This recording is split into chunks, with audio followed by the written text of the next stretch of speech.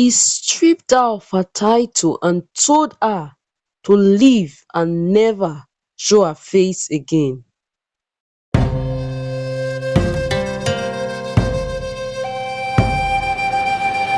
The next day, Moi went to the palace with no disguise.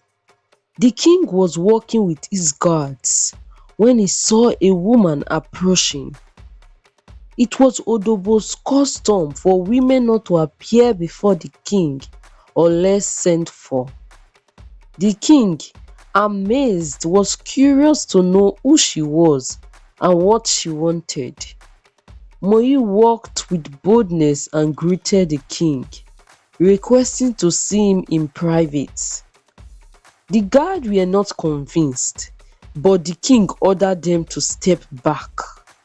Moi revealed the truth to the king, and the king could not believe the girl was the warrior. He was very unhappy with Moi for lying to him and the village of Odobo. He stripped her of her title and told her to leave and never show her face again. Moi, with pain, submitted her badge and left. The warriors of Odobo learned that Moi was expelled because she was a woman. The news spread and Ogwa's family was gossiped about. Some said, "Oh, what a shame! Ogwa had no son." Others said, "Ogwa's daughter is so shameless. To think she can be a warrior despite being a woman." And they all laughed. Moi stopped practicing by the river and found solitude in her family's love. Ogwa, despite the gossip and mockery, never stopped loving Moi and Mami. But one fateful night, as the village of Odobo slept under the blanket of stars, the enemies attacked. Moi heard the screams and the sound of battle from her hut. She knew that Odobo was in danger and that she had to do something. She grabbed her weapon and ran outside, followed by her father and sisters. They saw the enemy warriors setting fires to the huts and killing the villagers.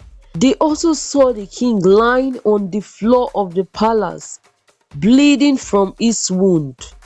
The guards were trying to protect him, but they were outnumbered and overwhelmed. Moi felt a rage of anger and courage. She remembered how the king had treated her, but she also remembered how he had offered her a position as his guard. She realized that he was still her king, and she still owed him her loyalty and gratitude. She decided to save him, even if it meant risking her life. She shouted at her father and sister to follow her and charged towards the king. She fought her way through the enemy's warrior, using her skills and strength. She reached the king and lifted him up. She led her family to a safe spot beside the river bank and ran inside the village with the king. The healer was shocked to see Moi, but he quickly tended to the king's wound. He told Moi that the king would survive, but he needed rest and care. Moi felt a mixture of relief and guilt. She was glad she had saved the king, but she also wondered if he would forgive her or punish her. She decided to face the consequences, whatever they might be. She told the healer to inform the king that she was the one who brought him there and that she would await for his judgment. She left the hut and sat aside, waiting for the king to wake up. She prayed to God for mercy and justice. She hoped that the king would see her as a loyal and brave warrior and not as a liar and a traitor. The next day, the king woke up and learned what has happened. He was astonished and grateful that Moi had saved his life. He realized he had been wrong to judge her by her gender and that he had wasted a valuable and a talented warrior. He decided to reward and apologize to her. He asked the healer to bring Moi to him. He smiled and beckoned her to come closer.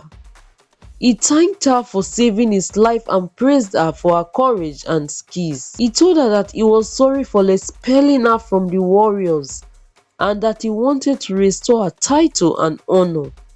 He also told her that he wanted her as his personal guard and that he would respect her decision.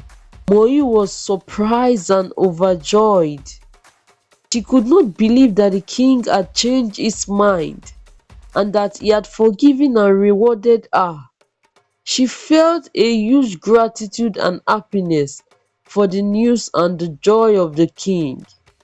She bowed to the king and thanked him for his generosity and kindness.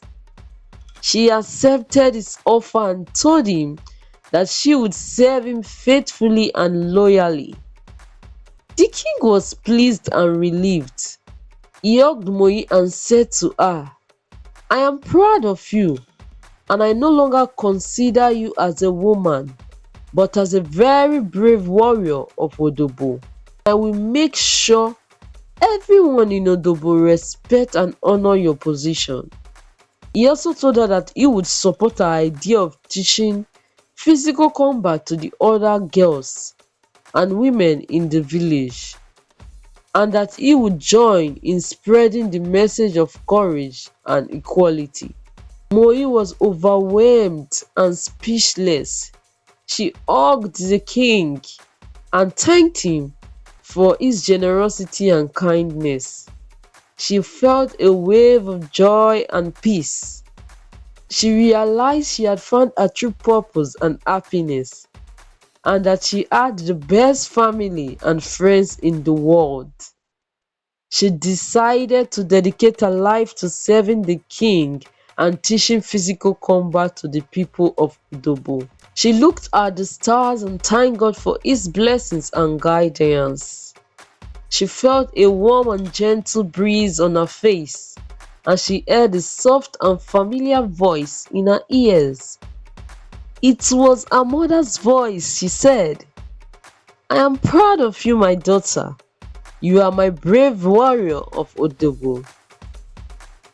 Moral lessons. True purpose is living a life that you love, even when nobody believes in you. Don't let your gender stop you from living the life you love, and you will help many others out there. Thank you so much, guys, for watching. Please do not forget to like. Tell me one thing you learned from the story in the comment section. And if you haven't subscribed, please subscribe and turn on the notification bell so you will get notified whenever we post any of our story. Bye bye.